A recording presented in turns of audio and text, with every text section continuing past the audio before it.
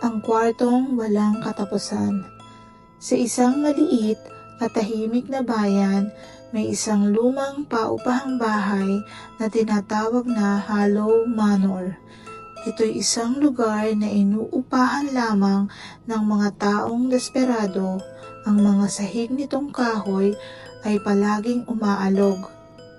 Ang mga wallpaper ay nagbibitak na at ang madilim na ilaw ay nagdadala ng kakaibang kaba. Ngunit para kay Mike, isang 22 years old na estudyanteng gipit sa pera, ito lang ang kanyang mapipili. Inakupa ni Mike ang room 204, isang maliit ngunit sapat na kwarto. Sa unang gabi niya, napansin niya ang isang kakaiba. Sobrang lamig ng kwarto kahit nabukas na ang radiator sa pinakamataas na antas, binaliwala niya ito. Iniisip na baka mahina lang ang insulasyon. Pagdating ng hating gabi, habang papatulog na siya, narinig niya ang mahihinang yabag sa pasilyo. Akala niya isa lang itong ibang tenant, kaya hindi niya pinansin. Pero ang tunog ay hindi tumigil. Paulit-ulit itong paikot-ikot, papabilis ng papabilis, parang may tumatakbo sa koridor. Sumilip siya sa pinto, ngunit walang tao. Pagbalik niya sa loob, parang may nagbago sa kwarto. Ang mga dingding ay tila lumapit at ang mga gamit ay hindi na nasa tamang lugar. Ang kama na dati nasa gitna ay nasa kabilang bahagi na ngayon. Ang bag niyang iniwan sa mesa ay nasa sahig na.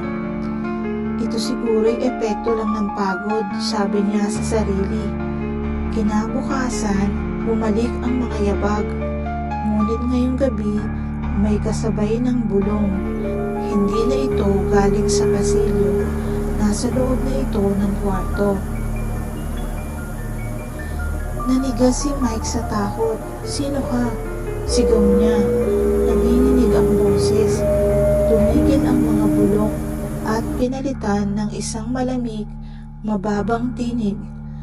Umalis ka bago ka nito matagpuan. Nang hihilakbot, dinampot niya ang kanyang telepono at tumakbo patungo sa pinto. Ngunit nang buksan niya ito, wala na ang pasilyo. Ang kanyang bintana sa labas ng kwarto ay wala na rin. Sa halip, isa na namang kwarto, room 204, na eksaktong katulad ng kanyang kwarto. Lito at natatakot, pumasok siya sa panibagong kwarto. Iniisip na baka laro lamang ito ng kanyang isip. Ngunit sa pagpasok niya, biglang bumagsak ang pinto at nagsara ng malakas.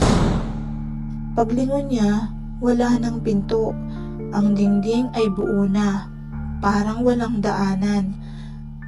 Nang bumalik ang kanyang paningin sa kwarto, nag-iba na ang paligid. Ang wallpaper ay punit at may bahid ng pulang mansya. Ang ilaw ay kumukurap-kurap, nagbubuga ng mga anino sa bawat sulok. At sa isang sulok ng kwarto may nakatayo, isang matangkad, payat na nilalang ang naroon. Ang balat nito ay sobrang sikip sa mga buto, at ang mga mata nito ay malalalim na butas. Ngunit ramdam ni Mike ang malamig na titig nito. Ngumiti ang nilalang. Ipinakita ang mga matatalim at dilaw na ngipin. Hindi ka umalis, bulong nito. Ang tinig ay tila umaalingaw sa buong kwarto.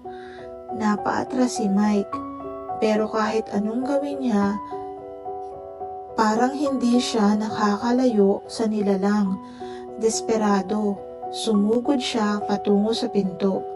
Ngunit sa bawat pagbukas niya, isa na namang kwarto ang kanyang nakikita. Parehong-pareho ng dati. Ngunit mas lumala ang itsura. Sa iba'y tumutulo ang dugo mula sa mga dingding. Sa isa, ang mga gamit ay wasak at tila sinunog. Sa huling kwarto na kanyang pinasok, may salamin. Sa salamin, nakita niya ang kanyang refleksyon. Maputla, ang mga mata'y lubog, at ang kanyang mga labi ay may tahi. Natrap si Mike.